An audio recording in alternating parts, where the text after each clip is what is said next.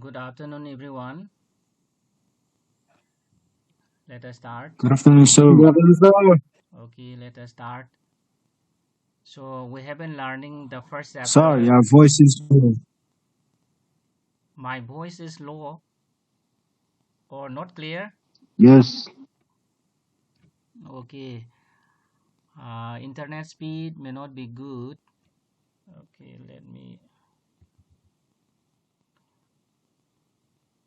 And see, we have been learning the first chapter of our textbook India Physical Environment, and today we shall discuss the second part of it. Now I shall share my screen.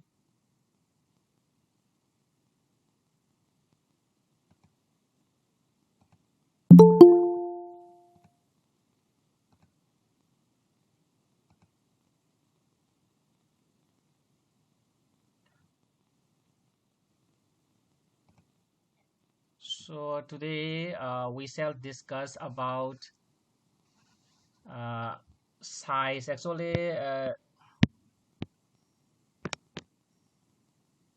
size. Okay. So yesterday also we have talked about it. So now can you tell me what is the geographical area of India?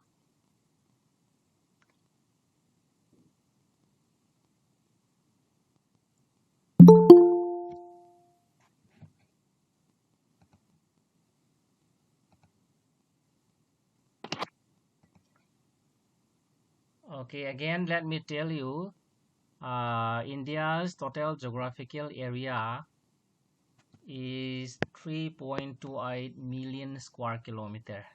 Okay, and today we shall discuss about the vast size of India, and about the great physical diversity, and about India's relation in the world. Okay, with the other countries of the world. So now,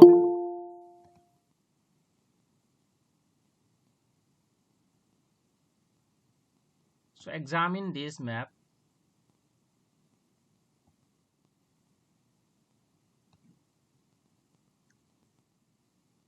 So this map uh, shows the physical features of India. Okay, and because of the great size of India, that is 3.28 million square kilometer. Okay, India has endowed her with great physical diversity. Diversity means you'll find different types of landforms in India. Okay, diversity means differences, having varied features. So you'll find presence of lofty mountains here. Okay, so what is the name of the mountain here? You will find lofty mountains, the Himalayan mountains here, and here we have Hindu Kush mountains and Kulun mountain here, and this is the Pamir North.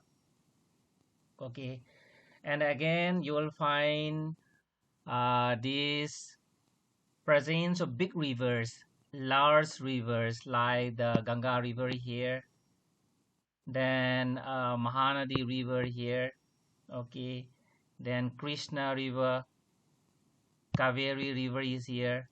Okay, Krishna Godavari River is here, and uh, here, and at the same time you'll find these forested, okay, forested regions here in the northeastern India. You'll find forested regions.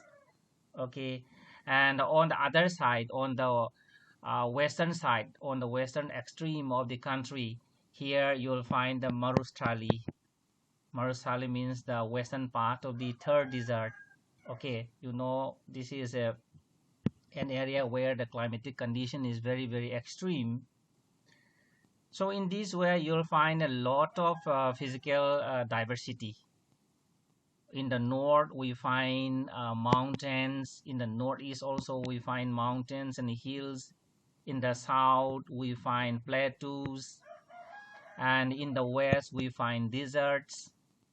Okay, and in between the plateau, the peninsula plateau and Himalayan mountains, we find the Great Plains of India.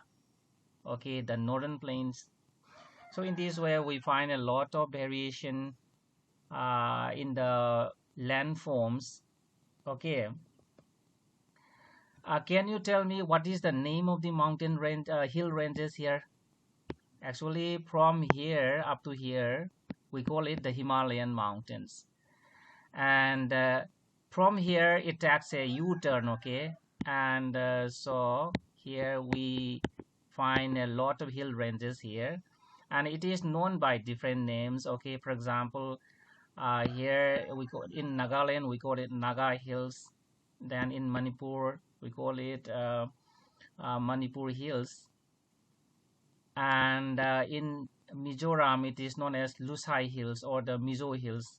However, all these hills are collectively known as Purvanchal, that you have learned in class 9.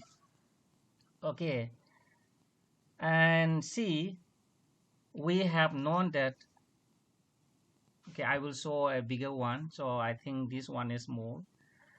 See here,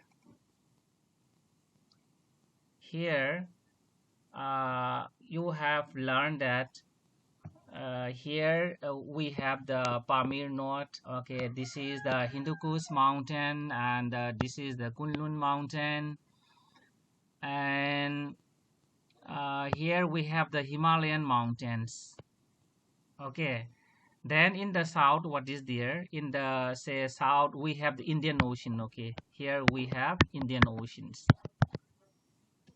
That means, see, these landmass, okay, this landmass forms a distinct geographical entity. That means India, together with the neighboring countries, are separated from the Asian continent by these great Himalayan mountain range, and again in the south it is enclosed by the Indian Ocean. Okay, thus India and its neighboring countries form a big geographical entity, and hence it is known as Indian subcontinent. Okay, you must know that a subcontinent is a sub-region, okay, is a large part of a continent, okay, which forms a geographical entity. In other words, which is separated from the continent by a big barrier. Here in this case, the barrier is the Great Himalayan Mountains and the Pamir Knot. Okay, and that is why India and its neighboring countries together known as the Indian subcontinent. So can you tell me which are the countries constituting Indian subcontinent? Which are the countries constituting Indian subcontinent? Here we have Pakistan, okay. Then Nepal is here, Bhutan is here, then Bangladesh is here. So this and India, okay, all these together known as the Indian subcontinent. Now let us see the text here. Just see here, okay. See, the countries constituting the Indian subcontinent are here: Pakistan, Nepal, then Bhutan, Bangladesh, and India. So India is the biggest country in this region, and hence the name of this subcontinent is Indian subcontinent. Okay, and we also have known that the Himalayas, together with other ranges like Sulaiman, then Kunlun, okay, have acted as a formidable physical barrier in the past. So in the history also, because of the great Himalayan mountains, okay, the foreign invasion okay, was very, very difficult. At the same time, geographically also, the Himalayan mountain act as a climatic barrier. Can you explain me about it?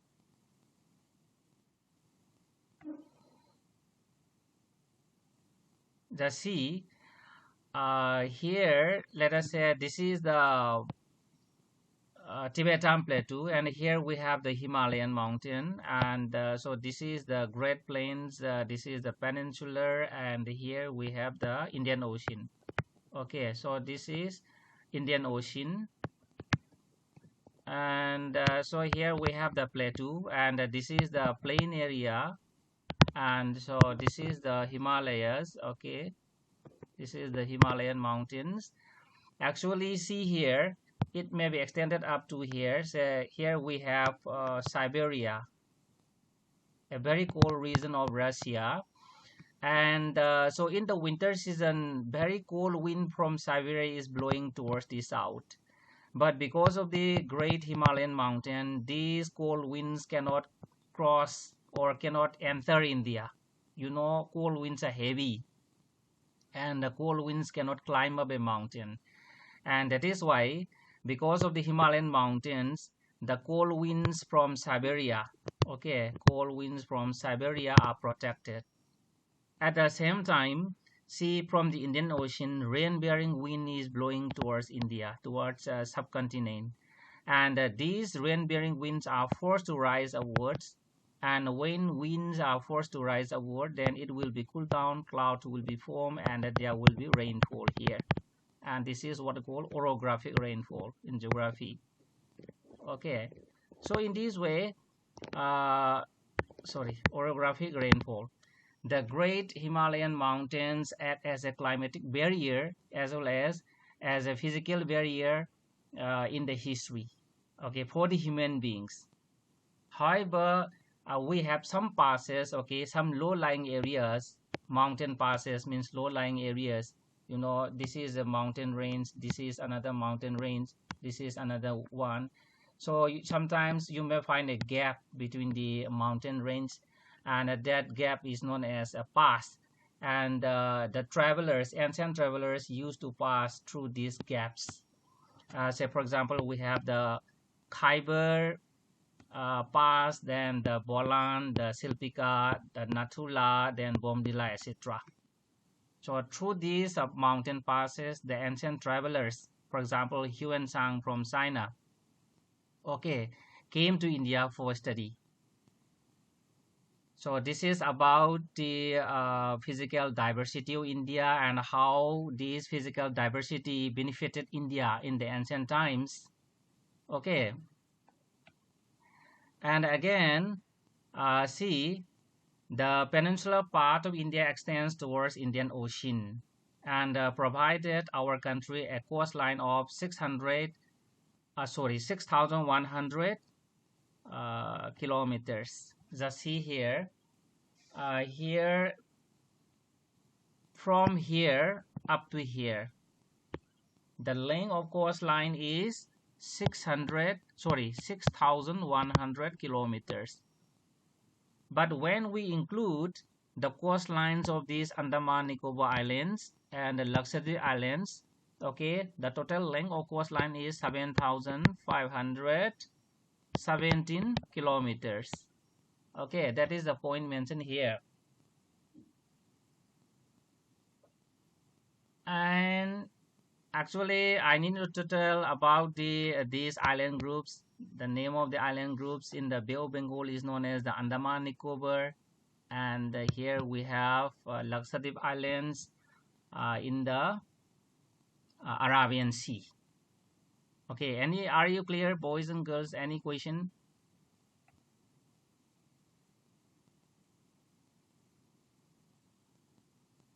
You must know that because of the physical diversity, okay, because of physical diversity, we have different types of resources endowed in our country. So mountains, for example, give these water resources and forest resources. Plateaus give us mineral resources. coastal areas and the plains give us fertile land, thus giving diverse crops. So because of this physical diversity, okay, we are benefited. So that is the point you have to understand.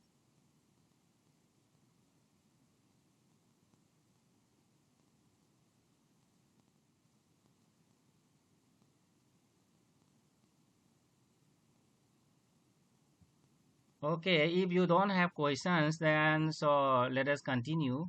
Next, we have this India and its neighbors. Okay, India and its neighbors. So, what is the relation between India and its neighbors, and what is the advantage, locational advantage of India in the world? So, now examine this map, and can you tell me the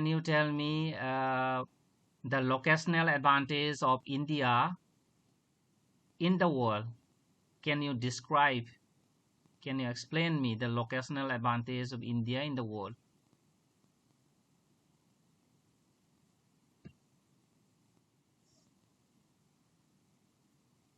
Yesterday, we have learned that India is located in the south central part of Asia. So this is what, uh,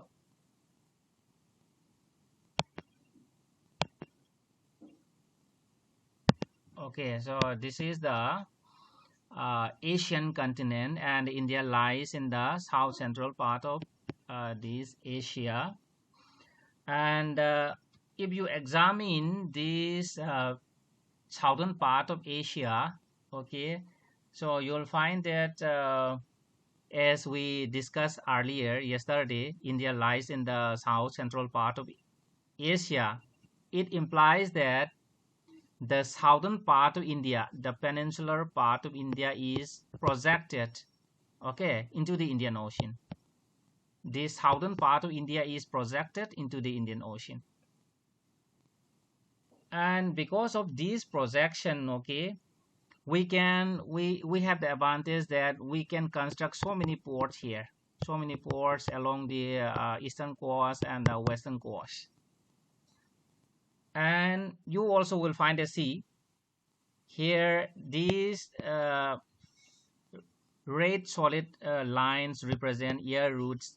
The broken line represents sea routes.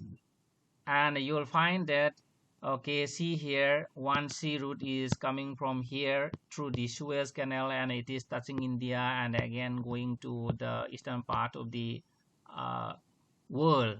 Okay, likewise, okay, from here also, for example, we have Tokyo here. From here also, these ocean going ships are coming towards the west, and touching India and again going to the western world.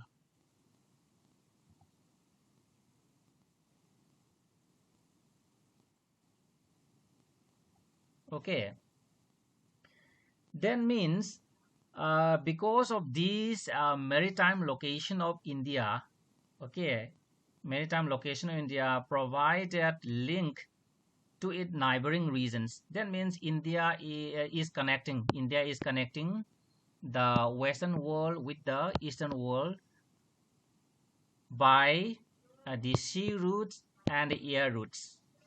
Okay, say for example, from European continent, one ship is coming via the Suez Canal, and it is coming here. And after traveling thousands of kilometers, okay, the food for the crew members may be exhausted, and so they may stay ports located here, and they may refuel or they may buy their foods, and again they may proceed further towards their destination. Thus India is getting revenue, okay, because of these locational advantages. So that is the point you have to know. Or any other idea from your side?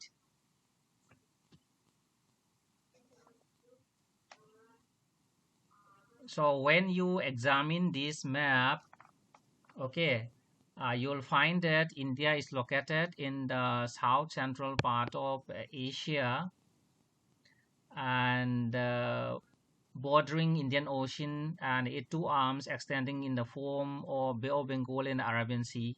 Because of this projection of the peninsula India, we have got two seas here. One is the Bay of Bengal, and the one is the Arabian Sea, and here we have the Indian Ocean. And because of this maritime location, maritime means projection of the peninsula into the oceans, okay, to the sea waters. Maritime means oceanic, has provided link to its neighboring regions through the sea routes and the air routes. So this is the locational advantage of India in the world.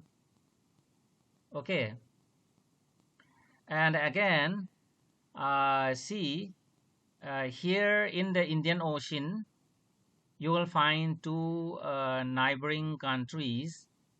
Okay, and one is here, Sri Lanka. Another is here in the Indian Ocean, somewhere there. It is not shown here. Another neighboring country is known as Maldives. Okay, and you must know that Sri Lanka and India is separated by a narrow channel of seawater. Okay, just here, just see here. Here, Sri Lanka is separated from the Indian subcontinent by a narrow channel of sea here, and the name of this narrow channel of sea is known as Paul Strait. Okay, strait, you know, this is a narrow channel of water between two land masses.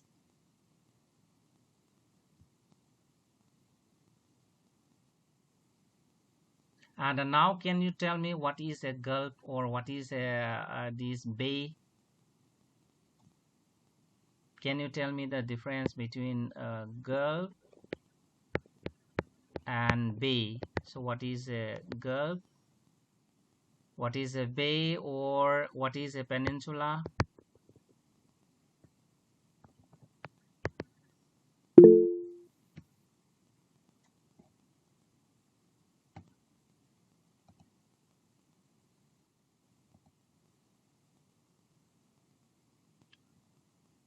See, instead of sending questions and answers, you are sending unnecessary messages. Okay, instead of that, please respond. Otherwise, it is useless to conduct online classes. We are conducting online classes for transactions, for interaction. Otherwise, we can send the videos also. We can upload YouTube videos also. Okay, see here. I think you have already learned about it. Actually, a peninsula is a landmass. Just see here, is a triangular shaped landmass. See, for example, Indian Peninsula, triangular shaped landmass, which is surrounded by water on three sides. Here we have water, water, water. So this is what we call peninsula. But when a water body is surrounded, okay, when a water body is surrounded by lane on three sides, for example, here we have lane, lane, lane, and here we have water. This is known as gulf. The smaller one is known as gulf. And if it is big, we call it bay. For example, Bay of Bengal. Here we have sea, water, lane, lane, lane. So this is known as a bay. The bigger one is known as bay. And but for the narrow channel of seawater here, such type of feature is known as strait. Okay, and you must know that Sri Lanka is separated from the Indian mainland by a narrow channel of sea known as Paul Strait. Okay, so are you clear? Any question, boys and girls? No, sir. Okay, then for today, let us stop here. Thank you very much for joining my class. Thank you,